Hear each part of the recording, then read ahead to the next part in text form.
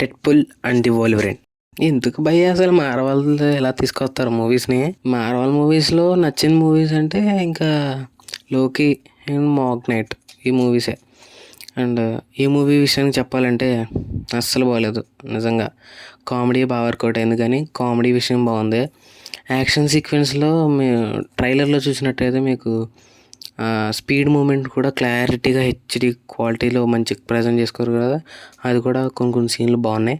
But but but story బాగాలేదు. And also action scenes కూడా లేవు, అసలు ఏం లేదు మూవీలో. జస్ట్ వెళ్తే కామెడీ కోసం వెళ్ళండి. అండ్ ఆల్సో యాక్షన్ సీక్వెన్సెస్ కూడా బాగానే ఉన్నాయి, కానీ అన్నీ లేవు.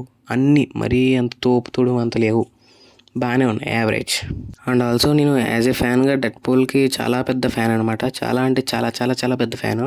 బట్ ఈ మూవీ ఎందుకో నాకు అంత అలా వర్కౌట్ అవ్వలేదు. మరి మీ ఇష్టం, మరి వెళ్తే వెళ్ళండి.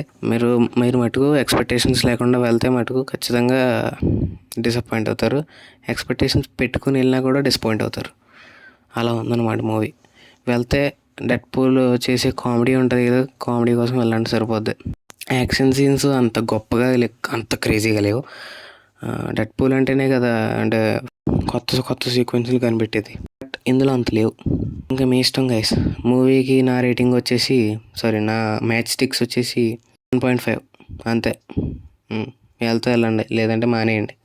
నెక్స్ట్ రాయన్ రివ్యూతో కలుద్దాం. అంతవరకు by by, signing off. Bhairava. మర్చిపోయాను, ఆ సినిమా చూసే బదులు నా ఛానల్ సబ్స్క్రైబ్ చేస్తే మంచి మంచి కంటెంట్ చూడవచ్చు.